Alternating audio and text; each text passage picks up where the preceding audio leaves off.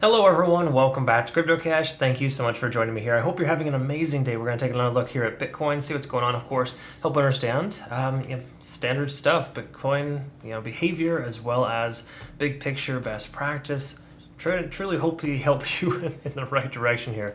And the direction right now is down, but keep in mind we've been moving red. Basically, we've had 9 red days, including today. If this candlestick closes red, we'll have 9 days in a row. So we are reaching an exhaustive state, even though TD sequential shows us we're at a 6. We're definitely at the most red we've seen in quite some time. Okay, so the bottom should be getting close, and what we're going to do today as well is look at some worst case scenarios if the bottom doesn't hold, just say at 20,000 or 19,800, and see essentially what that might look like if we're to lose that. Now there's definitely a chance that could happen because once again the market hasn't faced a recession before, like cryptocurrency has not seen anything of that nature. Not saying we're in a recession, but we're definitely in a bear market for the traditional market, considering we're down over 20% since year end or beginning of the year, right? So again, a lot of little things we got to kind of think about and factor in. So we're going to look at an extreme worst case scenario today with some other support levels, see what else good dollar cost average targets might look like if we lose 19,800, right? That's the key level support we're expecting to hold, but it may not hold forever, all right? So that being said, I'm not a financial advisor. I hope you can learn something here today, and I hope that you can become a better trader like most of my community members. So keep this in mind. It takes a little bit of time to become a better trader. You got to train yourself. You got to learn. You got to take this crazy bear market, this bearish market that we're in right now, and use it to your advantage. Okay, so I talk about that in my Trading Academy, and I highly recommend you check that out. CryptoCache.tech is a site, link in the description below. And of course, I can be happy to work with you there. I do have military and third world country discounts. Check that out in your own time. Taking a look here at Bitcoin, though. Excuse me, I do have a frog in my throat today. I'll try not to ribbit too much. So taking a look here at Bitcoin. So standard stuff that we normally like to look at would be the monthly. Okay. Now we got to keep in mind we're testing this key level support here, which is essentially right there at the 50-day SMA. So the 50-day SMA on the monthly has been tested one time before, and that was during COVID. And only the time prior to that, it wasn't even tested, it came close. Okay, so the time frame in which we saw previously back in 2017, December 2017, the price came down and kind of averaged itself out and continued back up. It took about 2 months, though, of just kind of sideways action before the price recovered. So I would expect, if we're going to have a recovery, do not anticipate a relief rally anytime soon. If there were to be a relief type of scenario, it'll slowly progress its way upwards. It will not be like dropping a hammer, right? So keep in mind, it's going to be a slow progression. Don't expect the price to recover. We're at an 8 on the fear, uncertainty, and doubt right now, and it's really just a terrible, terrible situation. We're going to be here for a little while. Okay, so just recognize that. Now the question is, how long is this going to hold? If it's going to hold. Well, we shouldn't expect it to hold considering the overall circumstances with inflation. Today with the markets, basically what we're seeing is that there is potential for further inflation, which obviously released CPI data previously. But we're looking here now today at the Fed meeting. We're going to hear something today from Powell telling us that the state of the nation and what's going to happen. It's going to determine the direction of the market. Okay, so that is kind of what's causing the price action to be so crazy low right now, and it could go lower if that is not good news. Okay, so we just got to keep in mind and be mindful of that. There's no guarantees on there. So that being said, we're basically testing some key level supports here right now at 20/21,500. Those are kind of the areas in which we want to try to close above this month. All right, now we might get a further candle wick down. It's hard to say specifically. We may also be at the bottom. So let's go ahead and take a look at the weekly and see here that we did lose the 200-day SMA. So that was averaging itself up at about 22,000. Excuse me. And that 22,000 didn't hold at all. We saw that just get broken instantly. So again, it's a little too early to tell, of course. Today's candlestick hasn't closed, and generally even the weekly hasn't closed yet. This is a pretty red week. The reddest we've seen in quite some time. And the week's only halfway over. So fun stuff there. But generally speaking, we're under 30 on the RSI too. That's another thing to recognize. Excuse me. And being under 30 on the RSI is never advantageous in any circumstance. In other words, on the weekly, we've seen it happen once or twice before. And the times in which it did, it went sideways for quite a few weeks before it recovered. In other words, it takes a while, and in fact, this is the time frame in which we had the moving averages more specifically on the monthly, showing us that we have basically a retest that 50-day estimate. When we see the RSI peaking under 30 here, we can see that it did recover from there, but it was a slow recovery. Okay, so again, we could and should very well see something very similar here moving forward. Potentially a slow recovery, but again, this weekly candlestick hasn't closed yet, so we could even close above 30, but between now and then, it's hard to say. So if you don't mind, excuse me, just one second. So, with all that being said here, where are we at for the daily? Let's go ahead and take a look and see. All right, so with the daily, first and foremost, we're under 30 on the RSI. We've been there for some time. We'll probably be there for a little while longer. And again, once again, if you look at its history, anytime we've gone under 30, it has potentially recovered from there, right? We can't expect this to happen again, but it could happen. But more importantly, when it comes under 30, it stays under there for at least a few days, okay? So if you look here as well, previously, last summer, we saw a peak under 30. But in all reality, this is the lowest in which we've seen the RSI on the daily for quite a long time. So it really just kind of speaks to the fact that we're in this extreme overextended state, and the likelihood of it coming much lower from here is pretty low. And what I mean by that isn't that we're not going to see a price point under 20,000. That could very well still happen. What I'm saying is that in the immediate future, we should not expect the price action to go much lower than 20,000 because it has to average itself out sideways first before we see the next leg down or leg up. All right, so again, we're hitting that crazy exhaustive state. So it really just tells us on the RSI that a long position right now, while risky, is more likely to be profitable than a short position. Just again, because we're hitting that over exhaustive state, and the likelihood of a turnaround, once again, more so just sideways action from here is fairly high. I don't feel like we're going to break 20,000 unless, of course, we have some crazy obnoxious news here today. Could very well happen. So be prepared for that, because as soon as that information is released, we're going to experience it. All right, whichever direction it wants to go. But in the past, we've seen, and traditionally speaking, you'll see the price go down before the meetings, and then once the meeting occurs, the price inevitably goes up.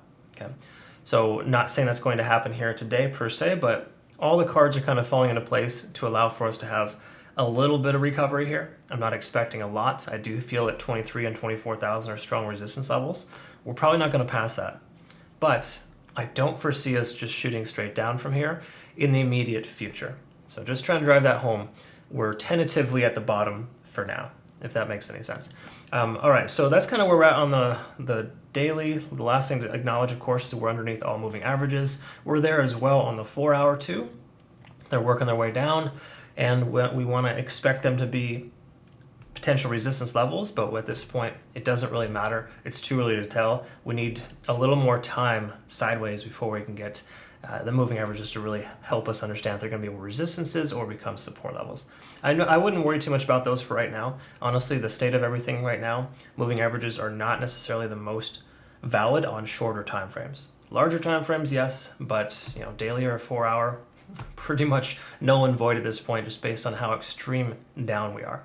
Touching on extremes, we hit an overexhaustive state at 28,500. We're now down to 21,200. So we've went into not only extreme overtime, and then some, okay? And this is very unusual to see this type of continuation this far down. So in other words, anything could happen right now. You want to expect the worst and hope for the best, of course, but try not to be naive in the sense that it's just going to recover when it probably won't, okay?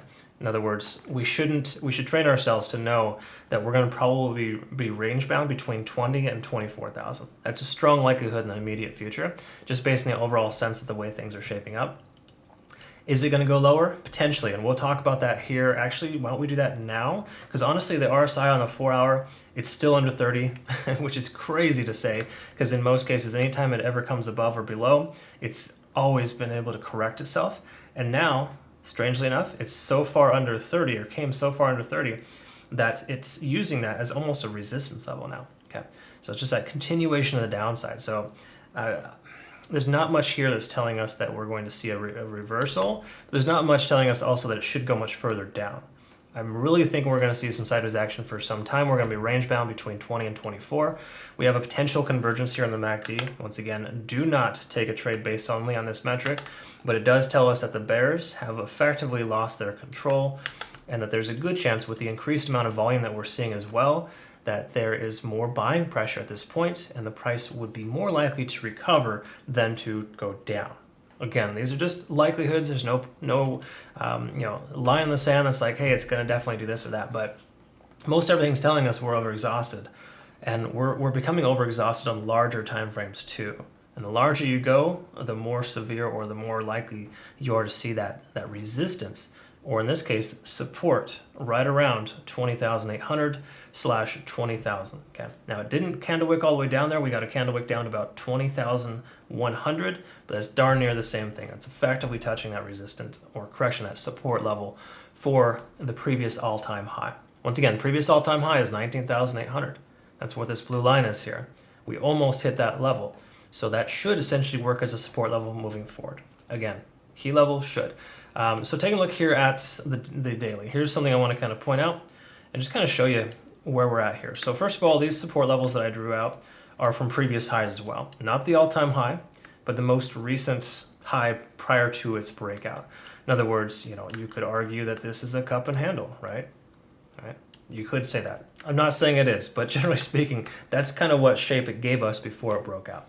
That being said, we take a look here, right here at pretty darn close, we can just say 14,000 even, was the previous high that the price had hit back in 2019 before it went on a tear roughly about a year later, okay?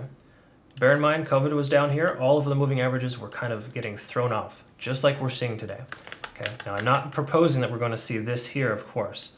That was, there's a stimulus, there's a lot of things that occurred during that time frame to cause the price to come up, which is why the price is coming down now, coincidentally, because we're making up for all of that money that was spent and put into the market, right?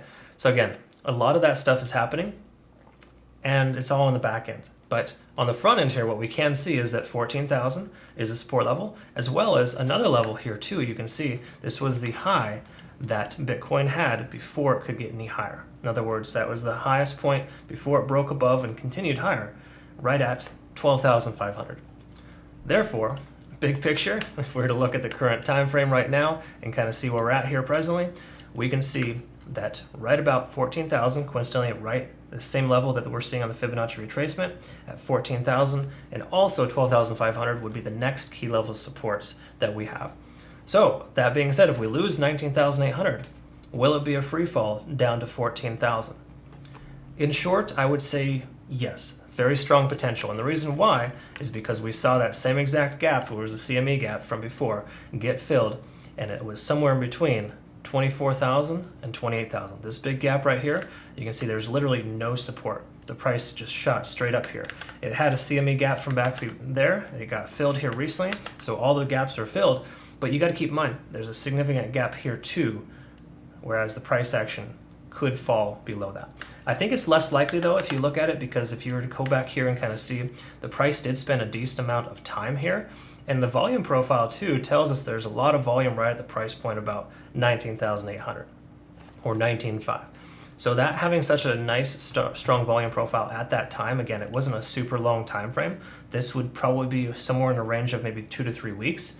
It still had some time at that price point, whereas we didn't see hardly any price or any time at the price point here between 24 and 28, which is why we saw that free fall. Okay, so again, that being said, moving forward, I do think that we should expect and anticipate the price action to go sideways for some time. If it were to come down a test 14,000 or 12,500, it should not be in the immediate future. Again, should not is the key word, of course. There's no guarantees here, but everything is telling us that we're overexhausted to the downside. How much lower can it go?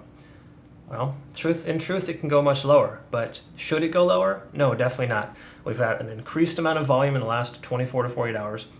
If I'm not mistaken, Monday was the largest volume day since 2017 on specific exchanges, and it's just kind of showing us and telling us that, hey, we're in this crazy over-exhaustive state, and the likelihood of the price going down from here is lower, because we got to build that base. So we're gonna have to build a base of volume right around here, and then inevitably break up or break down. It's just kind of the way it's going to go. I don't foresee it just continuing lower. That's really, really low probability to get anything much lower than this. Again, in the immediate future. So I hope that I can, hope I've driven that point home to you, so you understand more specifically that yes, it sucks where we're at right now, but I would say dollar cost average. Be cautious with your long positions. We took a long position recently as well. We're holding. We have a profit target about 23,000. I think it's realistic still to hit that. It's just a matter of time here and seeing what happens today first. Bear in mind too, the position that we took was a very small position. We're only taking small position sizes right now as a community to ensure that we make sure that we survive this market. And when we're ready to thrive, will be the bull market, of course, once we've dollar cost averaged our way into it, right? So again, please do yourself a favor, add to your position at these price points. It's a very good value. Yes, we may see a price point under 20,000, but I think the likelihood of that is still fairly low. But if it were to happen, just make sure you don't put all of your eggs into one basket. Don't put everything you got into it at 20,000. Hold on to some money later, just in case. You never know. Put little bits at a time, and you'll feel much better about yourself later down the road when we're seeing 6 figures from Bitcoin in less than 5 years. Guaranteed we're going to see 6 figures here in at least, I would say, 2 to 4 years. And I think, honestly, big picture, 10 to 20 years down the road here from Bitcoin, we're never going to see a price point like this again. Okay, so please understand that. All right. Well, I hopefully explained everything correctly. Thank you so much for joining me here. If you're not a current community member, you want to become a better trader, CryptoCache.tech is a site. Link in the description below. I look forward to working with you. Hope you have a great rest of your day. Thanks so much for your time.